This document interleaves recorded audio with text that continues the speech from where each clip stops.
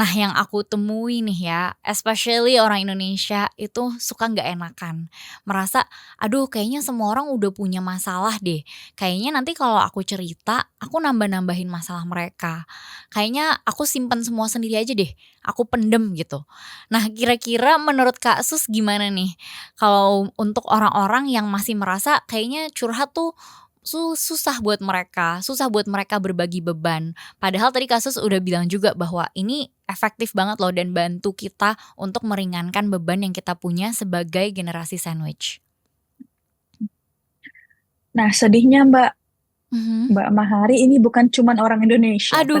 Fenomena ini juga biasa dialami Japanese, Mhm.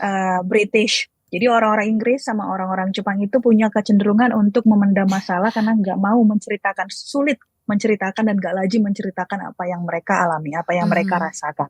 Akhirnya mereka banyak memendam masalah gitu. Cuman satu hal yang saya ini kan kebiasaannya karena Mhm. culture practice, gitu ya. Jadi curhat itu perlu dibiasakan. Berarti ada kebiasaan yang harus dimulai. Yang awalnya yang namanya kebiasaan pasti nggak nyaman, Nggak nggak enak, nyaman. Mhm. sungkan dan terkadang choking bahkan nggak bisa ceritanya gitu loh karena Mhm. nggak terbiasa. Nah, tapi kalau nggak dimulai, nggak akan ada perubahan. Itu masalah habit di otak. Jadi harus dimulai, harus dicoba ceritain hal-hal yang shallow dulu mungkin. Hal Mhm. yang remeh-temeh, hahaha, atau emosi-emosi kecil yang berasal dari masalah-masalah kecil yang kita punya. Kemudian baru dilanjutkan dengan masalah-masalah yang serius. Kemudian penting sekali mbaknya untuk mempunyai mindset bahwa ketika kita ngobrol ke teman gitu, kita mengizinkan orang lain membantu kita. Mungkin Mhm. pada saat mendengarkan itu adalah satu-satunya hadiah yang bisa dia berikan ke kita. Gitu. Jadi izinkan dia mendengarkan masalah kita dan kita mengizinkan juga diri kita untuk merasa lega ketika menceritakan ke orang lain. Gitu. Dengan begitu social relationship ya, eh, tolong menolong, saling membantu, saling mendengarkan, ya jadi hal yang lumrah lagi gitu. Karena kan Mhm. kalau kita lihat di zaman dulu kapan gitu ya, manusia terbiasa kan ngobrol. Sekarang karena sosial media kayaknya agak susah gitu ngobrol secara langsung, face to face, membicarakan hal-hal yang mendalam dan serius gitu, Mbak Yes, Mahari. yes. Jadi memang it's about a habit ya. Kita bisa banget break that habit yang buruk, yaitu memendam segala sesuatu dengan memulai keluar dari zona nyaman kita, mulai untuk memberikan kesempatan ke teman-teman terdekat kita untuk mereka bisa memberikan telinga mereka dan perhatian mereka untuk kita. Karena bisa jadi nih ya, Mhm. kita sering banget merasa sendiri dalam menghadapi masalah-masalah kita, bukan karena orang di sekitar kita nggak peduli sama kita, tapi karena mereka nggak pernah dikasih kesempatan untuk menunjukkan kepeduliannya itu. Mhm. Oke, oke, ini menarik banget dan aku suka banget so far. Ada satu hal lagi yang sebenarnya pengen dibahas selain generasi sandwich, yaitu generasi yang viral banget diomongin ya kayaknya, yaitu si Gen Z. Nah, Gen Z ini sekarang tuh sebenarnya suka dianggap kondisi mentalnya tuh kurang kuat, Kak, suka dibilang mental strawberry. Katanya Mhm. mereka, mau jadi generasi emas, tapi nyatanya malah generasi cemas. Nah, kira-kira kalau menurut Kak Sus gimana nih perspektif Kakak tentang Gen Z? Ah, jadi Gen Z itu ya generasi yang lahir di antara tahun 97 Mhm. ke 2012 gitu ya. Yes. Jadi mereka tumbuh di era digital. Ya, dengan internet, media sosial menjadi bagian yang lumrah. Itu Mhm. wajib harus dimiliki di kehidupan sehari-hari gitu ya. Nah, masalahnya bersamaan dengan internet ya, informasi jadinya eh, eh, wah, overflow without Yes. limit. Mhm. Kalau dibilang overflow berarti informasi negatif juga di sana. Yang kalau informasi negatif berarti dibarengi dengan emosi negatif juga gitu. Jadi penuh dengan informasi, terkadang penuh dengan emosi negatif juga. Mhm. Jadi ketika dengan kepenuhan ini, ya pergi ke lokasi kerja, situasi kerja, jadinya sudah capek, sudah nggak ada energi lagi untuk pushing forward. Itu kalau itu dari hasil analisis saya Mhm. ketika memberikan pelatihan-pelatihan atau menghadapi klien-klien yang generasi Z. Jadi sudah capek, Mhm. sudah capek karena tadi emosi-emosi negatif yang sadar tidak sadar, intentional atau unintentionally diserap gitu dari kehidupan Mhm. sehari-hari gitu Mhm. Mbaknya. Tapi sebenarnya kalau dibandingkan generasi yang lain Mbak ya, generasi Z ini jauh lebih eh, open, Mhm. seeking for help. Jadi keterbukaan mereka untuk mencari bantuan, untuk ngobrol tentang mental health jauh lebih advance dibandingkan generasi lainnya. Gitu. Jadi mereka sudah eh, paham, sudah tahu, familiar dengan isu-isu mental health dan familiar dengan pembicaraan-pembicaraan terkait mental health, and they are not hesitate untuk cari bantuan. Itu yang baik dari generasi Z sebenarnya, Mbak. Jadi ya ada risk, tapi ada potensial yang baik juga yang saya lihat dari generasi Z ini. Mhm. Mhm. Dan bukan suatu kebetulan juga jadinya Gen Z yang sering banget ngomongin tentang mental health awareness, tentang mereka Hmm. sharing, mereka pergi ke psikolog, yang mungkin generasi-generasi sebelumnya merasa kalau konseling ke psikolog tuh hal yang perlu diumpet-umpetin gitu ya, ada stigma yang besar. Tapi justru Gen Z ini bisa sharing bahwa nggak sendirian loh kalian yang ngalamin struggle, aku juga, dan ini cara aku untuk menyelesaikannya. So that's very inspiring ya kalau dari Gen Z-nya.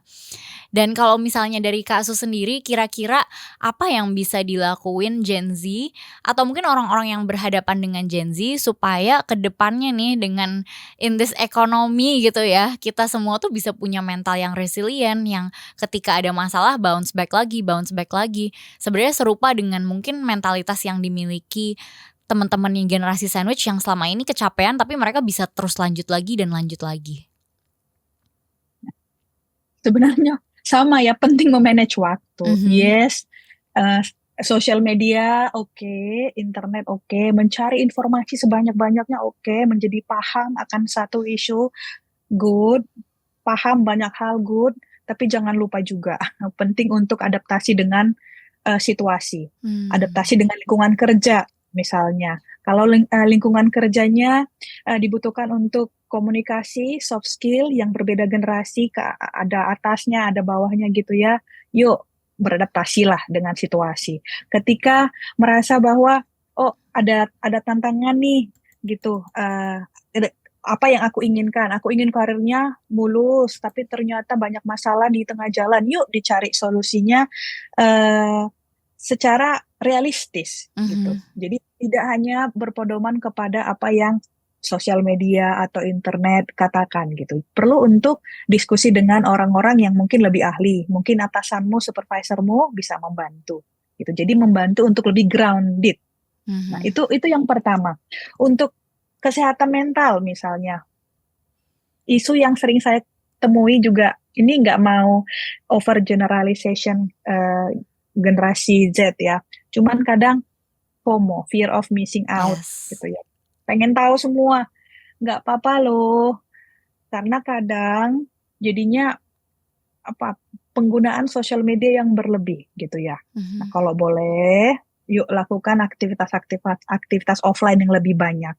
Tadi seperti yang saya bilang, jalan di nature, ngobrol ke teman face to face, melakukan hobi yang bisa meningkatkan skill, diving, panjat tebing, itu mengaktifkan adrenalin dan membuat kita lebih sehat. Mhm. Pada akhirnya Tuhan menciptakan kita sebagai manusia yang aktif secara fisik. Jadi nggak bisa hanya sedentary activity, duduk-duduk, scrolling, nggak bisa. Harus keluar, terpapar sinar matahari, bergerak tubuhnya, supaya bisa lebih bahagia. Itu harapan saya sama eh, generasi Z.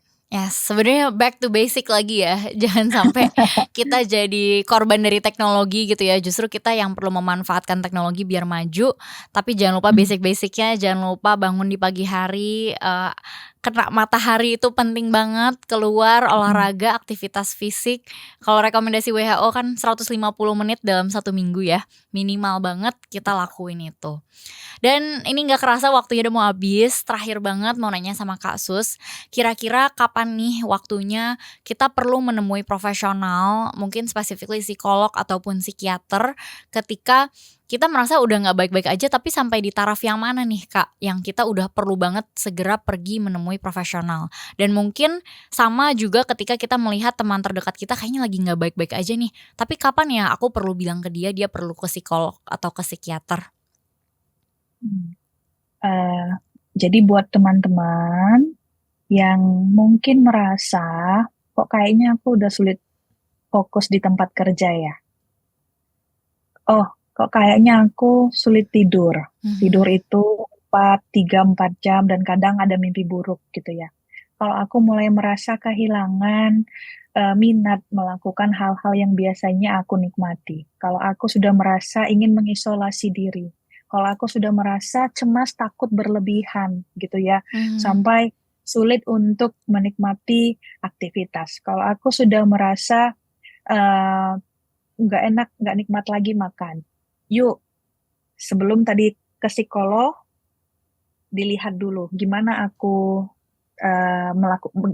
aku merawat diri. Apakah aku tadi exercise-nya cukup? Apakah aku makannya, apakah aku ada di breathing? Apakah bisa emotion journaling membantu? Apakah bisa ngobrol sama teman membantu gitu ya? Open communication ke orang lain ke untuk membantu kita gitu ya. Kalau sudah tidak bisa gitu ya, kalau teman-teman melihat bahwa tetap aja susah tidur, tetap aja nggak enak makan, tetap aja aku susah fokus, nggak produktif di tempat kerja, yuk mhm, cari pertolongan gitu. Psikolog atau psikiater bukan berarti teman-teman lemah, bukan berarti teman-teman sakit jiwa, bukan berarti teman-teman gila. Itu semua mitos-mitos di luar sana gitu. mhm. Itu sama seperti pada saat kita pilek dan kita butuh bantuan dokter. Nah, jadi kita menormalisasi cari bantuan psikolog ketika kita merasa permasalahan yang kita tanggung nggak bisa kita hadapi seorang diri lagi. Kita butuh pihak ya, profesional untuk membantu kita untuk menetralisir, menenangkan pikiran, menenangkan perasaan, jadi bisa melihat jalan keluar gitu ya. Teman-teman, saya anjurkan untuk mencari bantuan kalau sudah nggak bisa lagi menangani. Kamu hidupmu berharga, ceritamu berharga, kamu penting. Jadi yuk, seeking for help if you need one.